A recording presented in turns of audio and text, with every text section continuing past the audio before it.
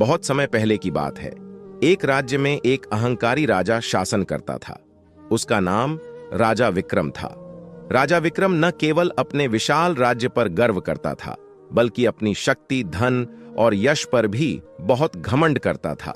उसे लगता था कि उसकी बराबरी कोई नहीं कर सकता और उसकी सत्ता सदा के लिए अटल है। राजा के दरबार में विद्वान मंत्रियों और योद्धाओं की भरमार थी, परंतु राजा किसी की भी सलाह मानने के लिए तैयार नहीं था। जो भी उसे समझाने की कोशिश करता, उसे अपमानित कर दरबार से बाहर निकाल दिया जाता। उसकी अहंकारपूर्ण सोच ने धीरे धीरे उसके मित्रों और शुभचिंतकों को उससे दूर कर दिया। एक दिन राज्य के एक दूर दराज के गांव से एक साधु राजा विक्रम के दरबार में पहुंचे। साधु की आंखों में अद्भुत चमक थी और उसके चेहरे पर शांति थी। वह राजा के सामने नतमस्तक हुआ और बोला, राजन, मैंने सुना है कि आप बहुत शक्तिशाली और यशस्वी हैं, परंतु एक बात का ध्यान रखें, अहंकार विनाश का कारण बनता है। राजा विक्रम को साधु की बातों पर हंसी आई।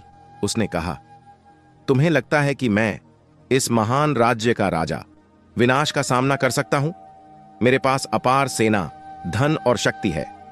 मेरे साथ कोई अनिष्ट नहीं हो सकता। साधु ने गंभीरता से कहा, राजन, संसार में सबसे बड़ी ताकत न तो धन है और न ही सत्ता। सबसे बड़ी शक्ति विनम्रता और दया में है।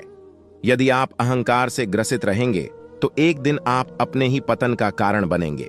राजा विक्रम ने साधु की बातों को अनसुना कर दिया और उसे दरबार से बाहर निकलवा दिया।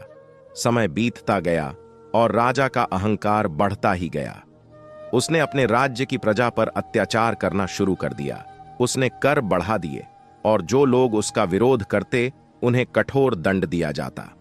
एक रात जब राजा विक्रम अपने महल में सो रहा था, उसने एक विचित्र सपना देखा। सपने में वह देखता है कि उसके राज्य में भारी आपदा आई है।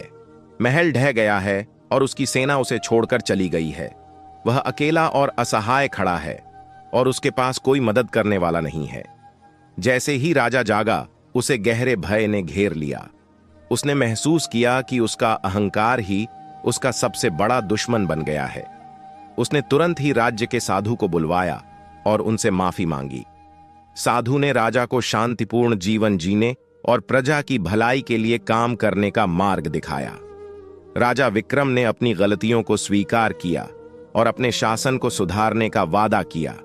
उसने प्रजा के प्रति अपनी जिम्मेदारियों को समझा और विनम्रता और दया से शासन करना शुरू किया। धीरे धीरे राज्य में शांति और समृद्धि लौट आई और राजा विक्रम को यह सीख मिली कि सच्ची शक्ति विनम्रता में ही निहित है। सीख: अहंकार व्यक्ति को महानता से पतन की ओर ले जाता है। सच्ची महानता विनम्रता और दया में होती है।